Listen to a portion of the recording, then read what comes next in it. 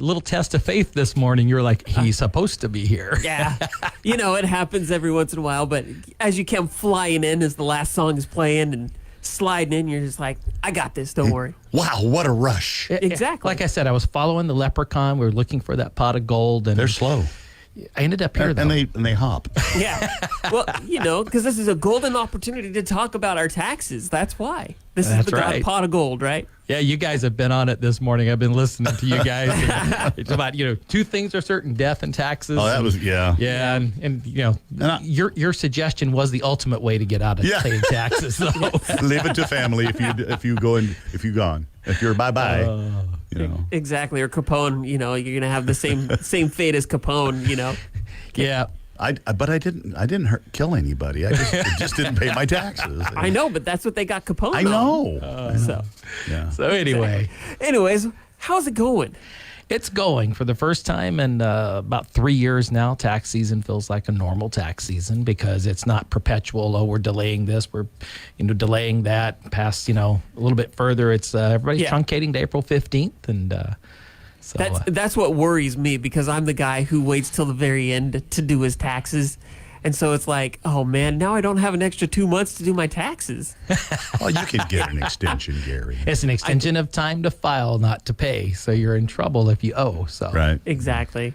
So definitely. Break it out into 12-month increments, There you go. Yeah. So what's new for 2022 tax season? What's happening right now?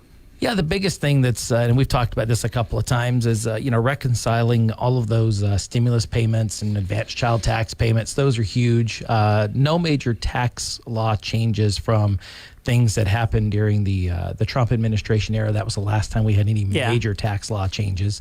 So it's been a lot of that. I see, more people are ready to just get back to normal. That's why it feels like a normal tax season. Let's get them done. It actually feels good again. Yeah. So, You mean it's actually fun to go in and do taxes? did I say fun? Well, he also used the word truncated, and I go, No, it's, you can see that the tax returns, I go back probably, 4 or 5 years ago that we're going to have the simplified tax return, the postcard, and it's half a page. But what they did is they stripped away all the numbers and gave you all of these 6 different schedules to put them on. So you roll up a number so they would meet that goal of a postcard size tax return, which really wasn't. It's getting more and more complicated even for the simple tax returns because there's so much reconciliation. There's so many twists and turns with what's gone on during the past couple of years. For businesses, we're still dealing with, those grants and those PPP loans and whether or not they dealt with them in 2020 or 2021. There's all kinds of things that's just really happening that makes it more challenging. So if you're trying to do it yourself. Ages of siblings or offspring living at home, is it still 26? You're thinking insurance. That's insurance. Yeah, that's insurance. But if you still have there's no age where you can't claim your children anymore. Well, there's all kinds of different rules. So if you've got kids that are living at home that basically have no income, and when I say that, I'm talking $4,000 for the entire year, and you're providing more than one half their support living at home, yeah, you can probably claim them. You probably want to get them out and get them a job as well. But yeah, you can claim them. But if they're a full-time student, you can claim them up to the year they turn 24. Oh, okay. There's special provisions. So there's a lot of twists and turns. If you've got parents that you're supporting that are living with you, they could be a dependent. So just like children who are home and haven't worked, but being real that if a child is above 24 and they had a part-time job for the year, they probably made more than $4,000 for the entire year. Yeah. So the likelihood of being able to claim them is pretty especially scary. since the minimum wage is like $15 an hour now. Yeah. So, but going back to what you said, you were talking about preparing your taxes and things, and with all of the PPP loans and all the different child tax credits and earned income credits and all that stuff going on, is it taking you longer to, with each client, to get their taxes done because of all of these different things that have happened in the last couple of years? It does. It takes more time. It's a faster pace as far as I've been doing this a long time, 30 Yeah. years. So it's you kind of get into that groove and you do it, but there is a lot to cover, a lot to go through. You've got on the investment side, which is, I know, hard for people to swallow right now because the market pulled back in January and February, and yet, depending on their investments, they have mutual funds that could be spinning off an enormous amount of capital gains and such that they've got to pay tax on. I've had different clients that's had that situation. It's like, why do I owe? Well, this is what happened over here, because mutual funds themselves are not the most tax efficient investment there is. So Gotcha. So with that and all of that, we're talking about managing our wealth and things like that. I heard a rumor about them wanting to take and tax your liquid assets as well. Is that anything going on with that part? Right now, nothing. Okay. But yeah, there's been several different things that they've proposed out of DC and even out of Sacramento that are, not taxpayer friendly at all. One was a wealth tax. They want to assess for the higher income, what your wealth is worth, and then put a tax on that. Well, so many questions. Who's going to do the appraisal of the wealth every year? And then, that's always subject to review depending on what the assets are. And then our governor just proposed the other day, people that have been flipping houses, he wants to take the state tax, not the federal, but the state tax, if you do not reside in it and you flip it within 3 years, to 25%. Oh, and wow. if you put that with a maximum 25% federal rate on long term, and you throw a 25%, you just gave half your profit back in taxes. Wow. So a lot of the things that they propose from DC and especially Sacramento, a lot of times is definitely not taxpayer friendly at all. Yeah. So how do we keep ourselves from, pretty much going into debt from our taxes? Well, first of all, have sufficient withholdings during the year. Plan. Have an account in the Cayman Islands. Is that how you're not paying taxes? I didn't. Did I say that? Yeah. We were talking about this earlier. Yeah, it's no.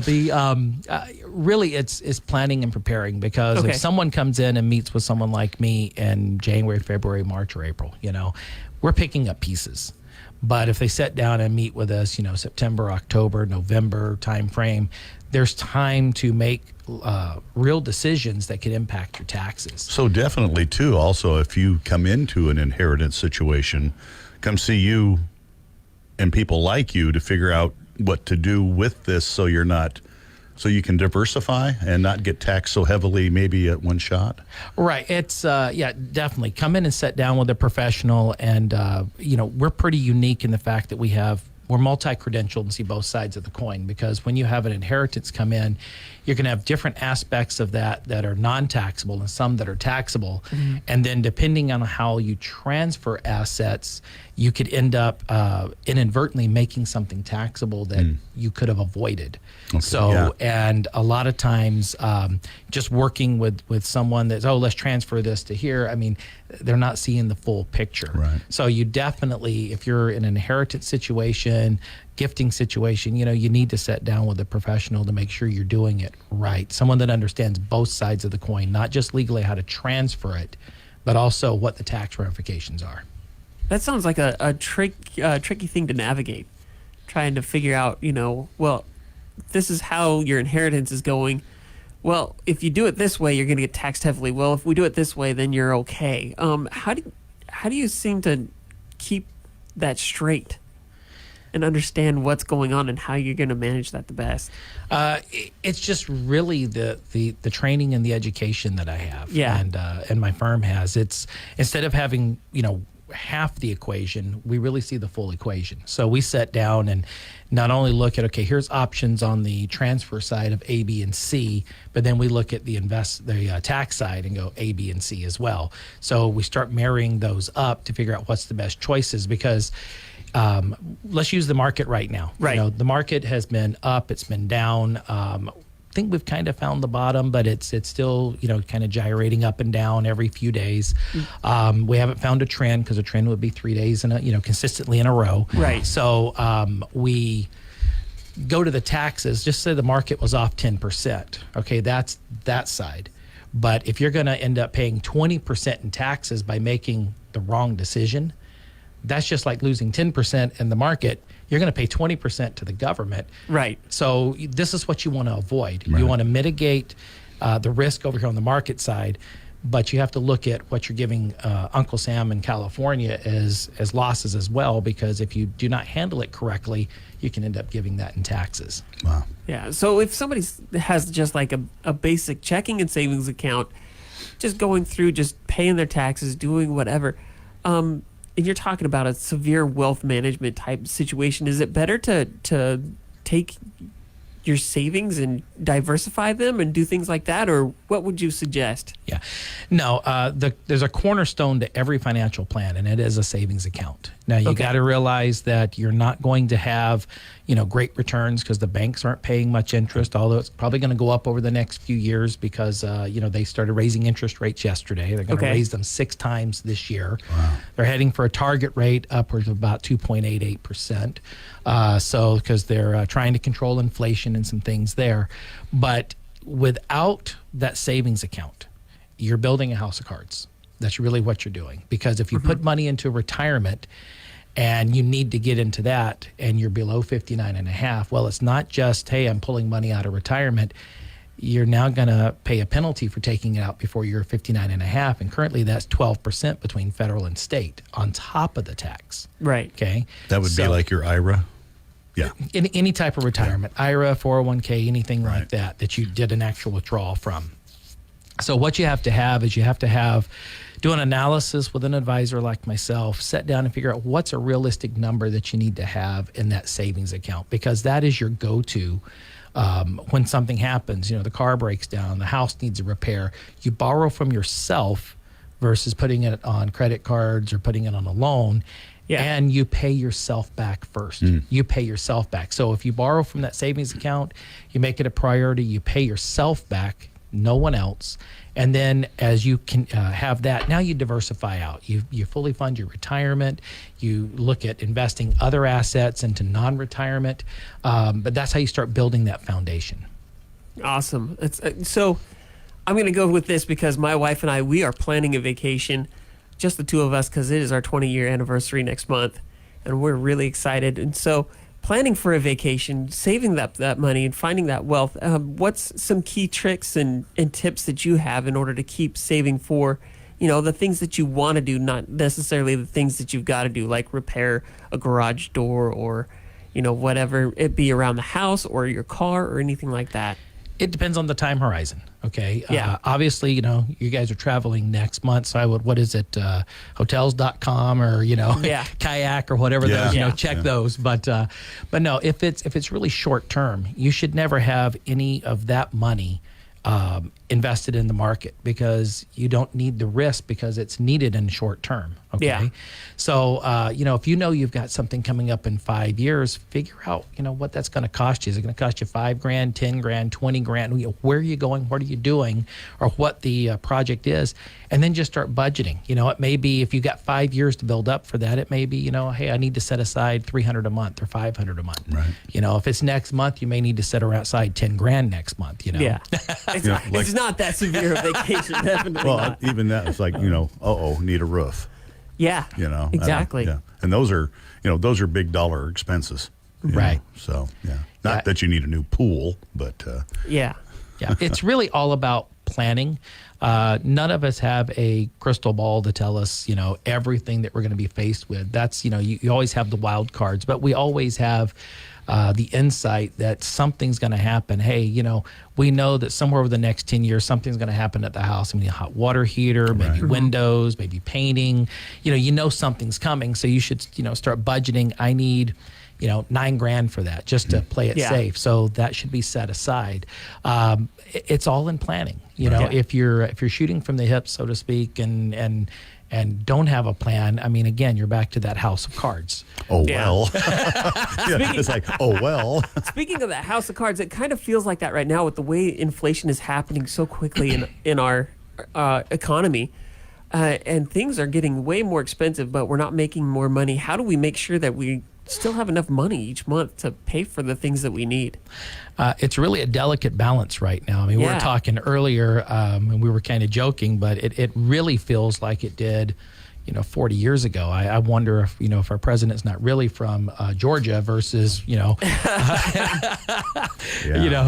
Wilmington. But, because it really does. All jokes aside, right now it feels like the Jimmy Carter years.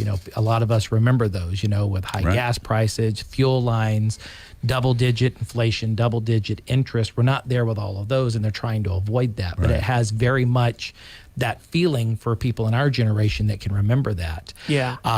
So, how do we get through this? Some common things, the interest rates are going to go up. So you need to make sure you've got debt under control. And how that's going to affect people now instantly is going to be their credit cards, because your interest rates are probably going to start climbing here very shortly. So if you've got credit card debt, you really need to focus on getting that paid off. That's an instant return on your investment, because you're going to stop paying the interest to the credit card company and have that money yourself. Okay, not only that savings account, but controlling your debt is the other part of that puzzle, because you got to have debt under control. Yeah. If you're looking to buy a house, mortgage rates are going to go up over time. They're still low. Get that house bought if you can locate it. Get that loan locked in. Same thing with vehicles. Right now, we're kind of in a short period because they raised them 0.25% yesterday, but they're going to do it 6 more times over the year. Wow. So that means it's going to go up. And their time horizon for topping out is the next 2 years.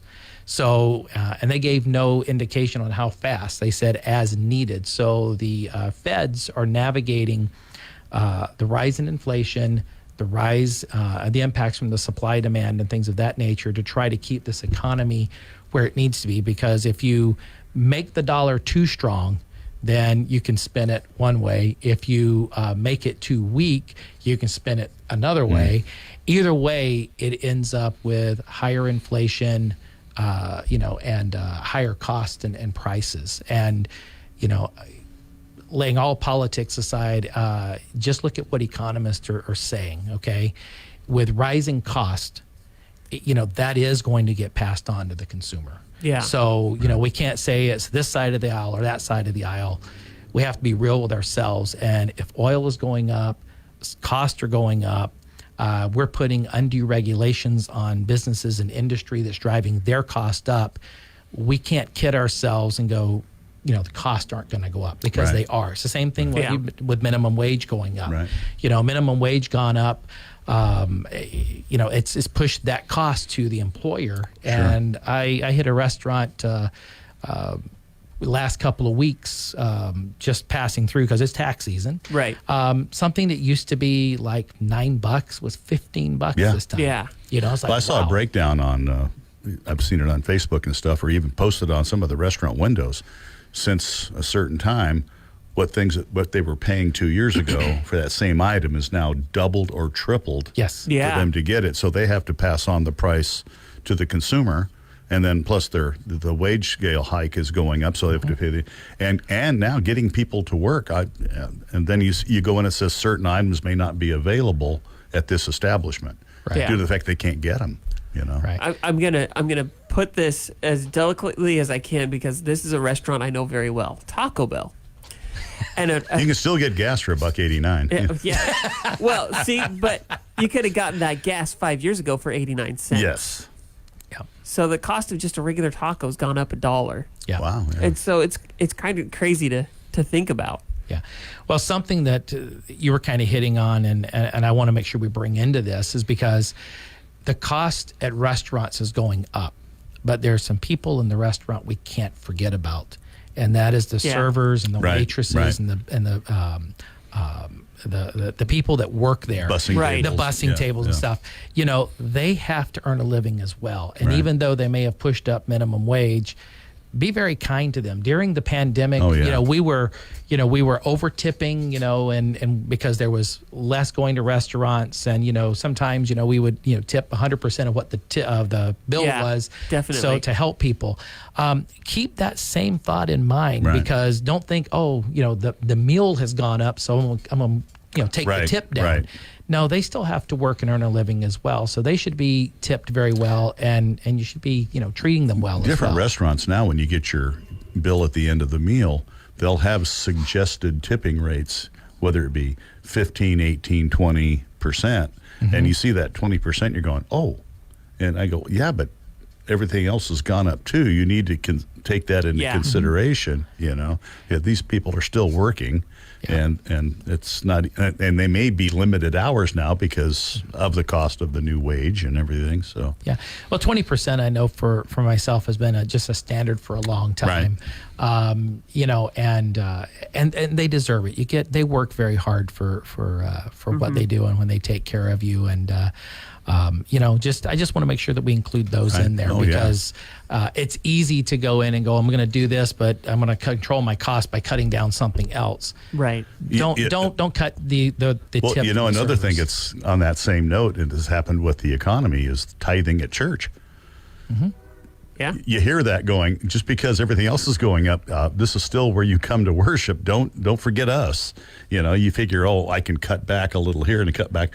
Those people are on staff. They have weight. They got to pay their employees there at the church too, and church costs, with energy and everything else has gone through the roof. So don't forget to pay your tithes. Yeah, exactly. It's not like you have to check that thing off just so you can make it.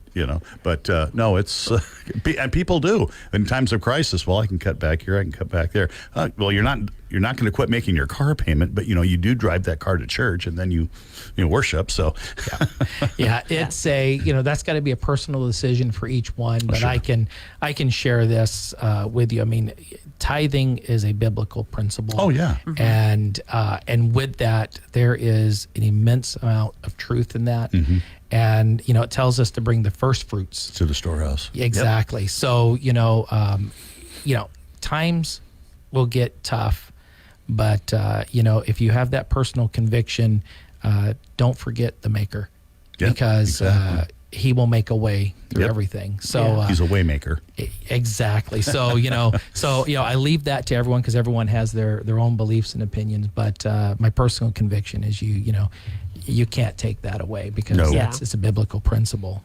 But anyway, no, the economy overall is you see a lot of good signs underneath. There are some concerns. There's certain areas you shouldn't be in. I've talked to many people that's been kind of worried about what's going on, and they've seen changes in their investment positions and brought them to me to look at. And you got to look at your risk, and they're in things that they didn't realize that they were in with their former or current advisor. And, they've got exposure to the emerging markets. They got exposure to Asia and Europe and where everything's going on. And, liked it when there was a lot of profit, but, they're not liking it so much now. Right. Gotcha. And, when there's a lot of volatility, and it gets back to one little 5-letter word that you always have to keep in the back of your mind when you're dealing with the market, and that's greed. Yeah. That is what gets people hurt. If you like the market when it's going up and you're really aggressive, you also got to kind of like it because you made those choices when it goes the other direction.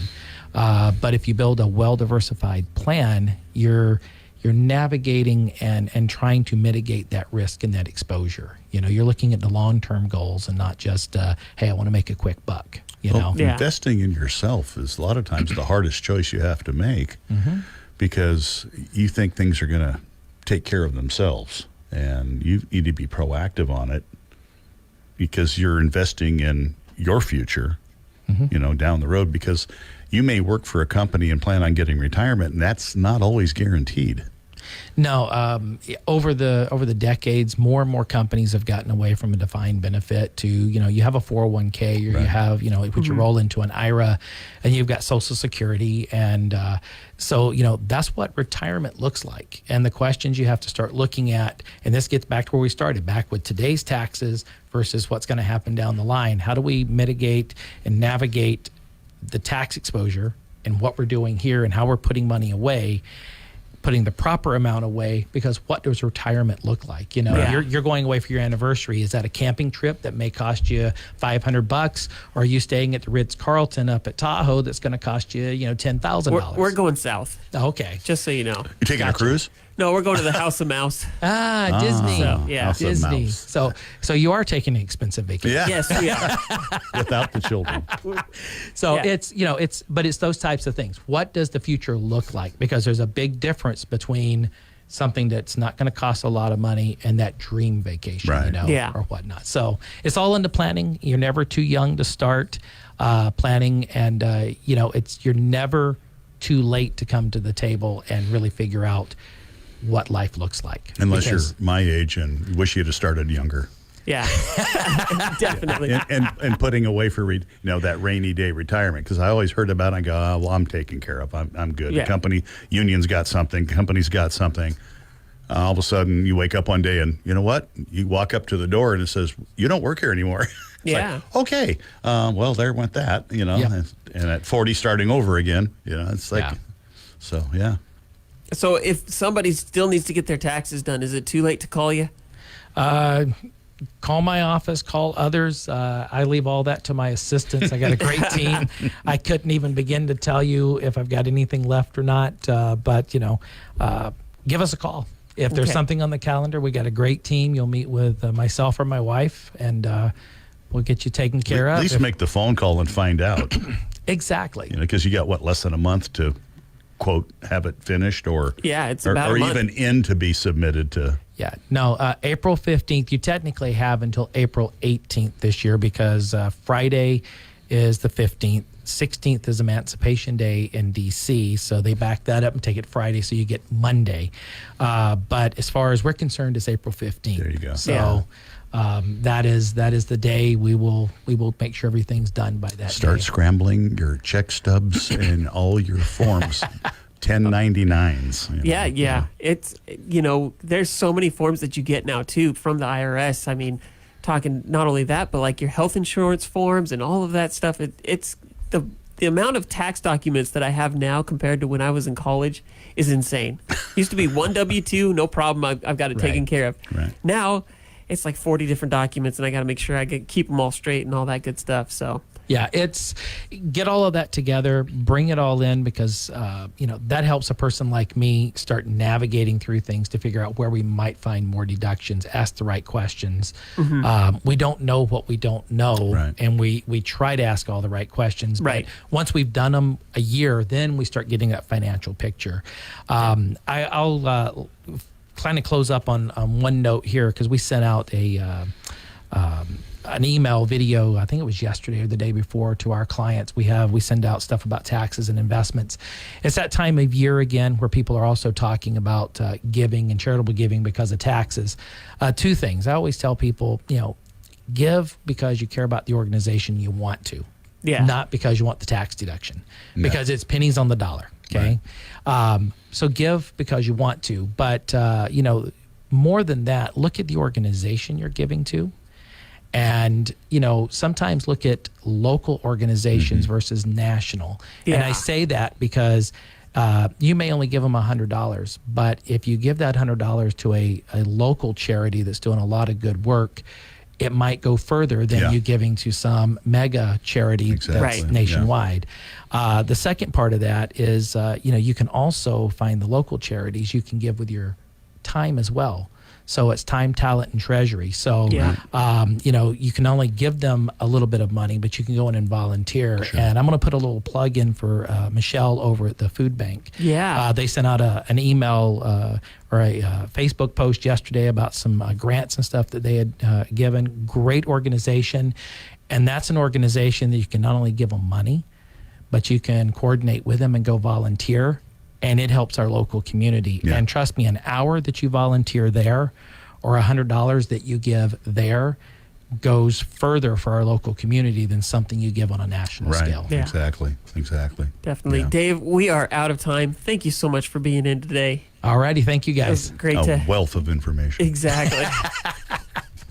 Now we just got to manage that information, right? That's right. That's it. Thanks for being in. Have a good This one. community interview is made possible by Shaw and Associates. I'm Dave Shaw, President and CEO of Shaw & Associates. For over 65 years, Shaw & Associates has been your trusted local expert for wealth management, tax, accounting, and payroll.